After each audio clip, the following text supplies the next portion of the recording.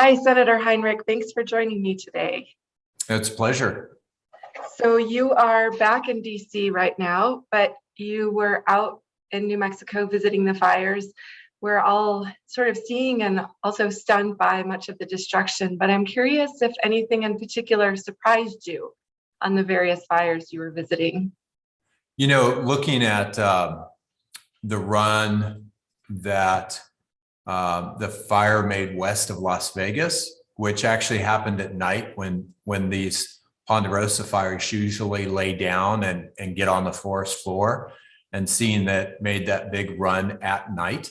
That's just, it's scary. We're just seeing fire behavior, and I've been around a lot of fires, and this is a lot of new behavior, and I think we should all we just have to reassess everything based on how much things are changing. Yeah, I'm curious if you've heard anything about Hermit's Peak, Calf Canyon, if we know any more about how that fire got out of control. No, and I think the question that I have, I'm going to let the investigation move forward and come up with a conclusion. But I think we've all seen that especially this year, our spring is different than it's been in the past. And I think we need to look at the windows of when it's appropriate to use prescribed fire on the landscape. And in talking to people who are sort of crunching that data at various different places, I think we're probably going to lose the ability to burn in the spring, at least in certain windows, and see that shift to times where historically November and December, we couldn't do prescribed fire on a landscape because you couldn't get it to burn, right? And now it can. So I think we need to do a deep dive on all of our forest management and try to update things to what is going to be most productive for our residents and for our forests going into the future, and not make any assumptions because things are changing so quickly. You and others sent a letter earlier this month to the Interior Department, Ag Department, and the Office of Personnel Management about your concerns about this federal workforce. What were you worried about? Well, my concern was the original timeline would have normally sort of coincided with them coming out with a rule as to how much people in this professional class should be paid at what level. And that would have sort of coincided with the beginning of fire season. But our fire season started months earlier this year, right? So we have so many people in the field right now.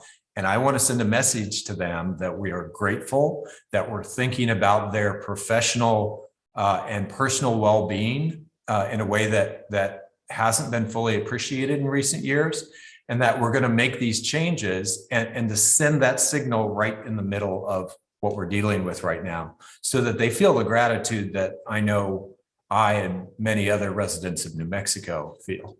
Yeah, I was really, we've covered this issue of the workforce, but I was really surprised when I read your letter, which said last year fire officials were unable to fill an unprecedented 1,800 interagency requests for wildland firefighting crews and more than 1,900 requests for fire engines.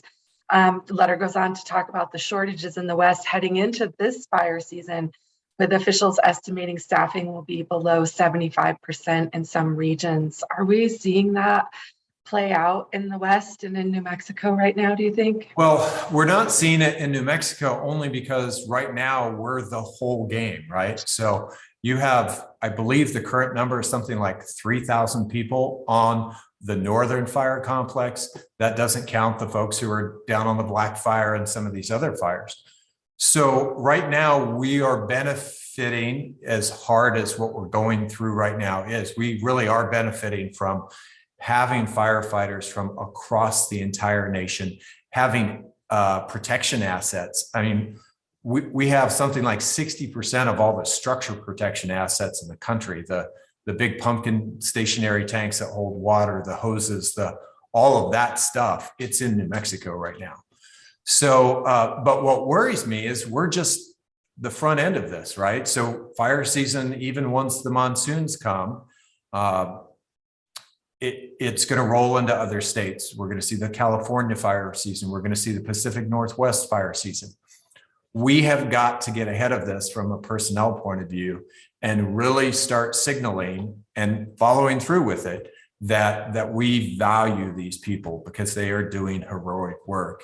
And we need to build the professional sort of cadre and not think of this quite in the same way anymore. Really, these are people who are going to be leadership positions that inform all of the decisions we're making inside a particular national forest or other public lands.